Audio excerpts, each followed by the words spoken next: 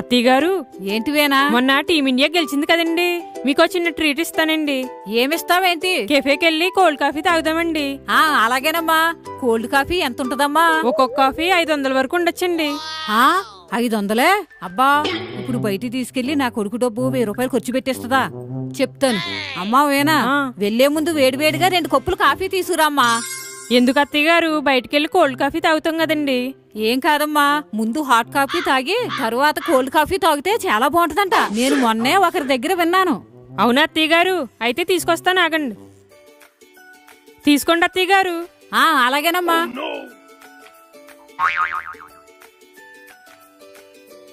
ఆగమ్మా ఒకసారి. ఎందుకు అత్తయ్య గారు? ఇంకా తాగొద్దు, ఇప్పుడే వస్తాను. నా కప్పులో వేసేసుకున్నాను, ఇవ్వుగో అమ్మా నీకు. ఇదేంటి అత్తయ్య గారు, ఐస్ క్యూబ్స్ వేస్తున్నారు? కోల్డ్ కాఫీ అన్నావు కదమ్మా, ఇదే కోల్డ్ కాఫీ.